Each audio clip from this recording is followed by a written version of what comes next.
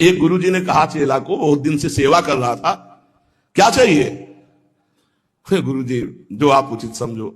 उसे बहुत गरीब आदमी हूं, आपकी सेवा में लगा। बोले आज वो अमोघ वस्तु देंगे जिसकी समानता त्रिभुवन नहीं कर सकती। जाओ गंगा स्नान करके आओ। गंगा स्नान करके आए। बोले बेटा राम राम राम, किसी से कहना नहीं, बहुत गुप्त चीज, अमूल्य वस्तु।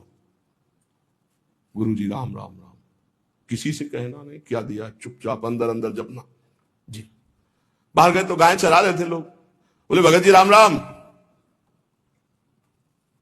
गुरुजी कह रहे थे बड़ी गुप्त वस्तु है, अमोघ वस्तु, फुसला दिया। ये तो एक चरवाहा बोल रहा है हमसे राम राम, वही गुरुजी ने बोला है राम राम। मतलब ऐसा तो नहीं करना चाहिए, इतने बड़े संत को, और हम इतनी सेवा की, हमको फुसला दिया राम राम कह के। दूसरे दिन सेवा में बोले गुरुजी एक बात कहना चाहते। बोले बच्चा बाद में कहना, बहुत जरूरी काम है। वो झोली है, उस झोली में एक वस्तु टंगी है, उसको बेच आओ बाजार में, पर केवल मूल्य भर जानना, बेचना नहीं, खाली वापस आओ, जाओ। वो गुरुजी हमें बात कहने तो बोले तुम्हारी बात जो ही ये काम करके आओगे सो।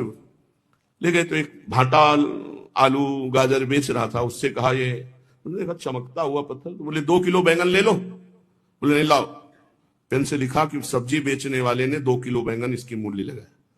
अब एक बनिया के पास गया, बोले ये लेंगे आप? उसने कहा चमकता हुआ कोई पत्थर है। कहा 1000 रुपया। बनिया ने 1000 रुपया वापस ला।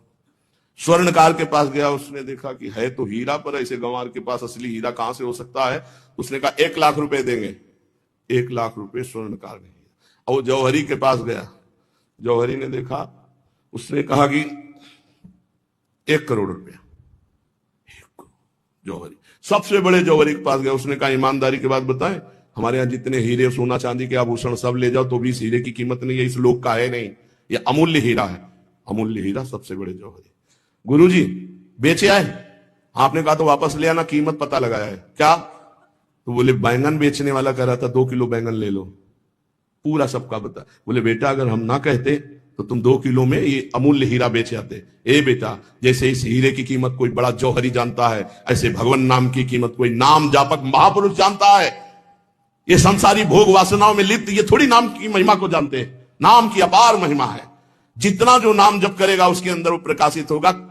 कलयुग केवल नाम आधारा, सुमिर सुमिर नर उतरे पारा। मान लो हमारी जो मानना है।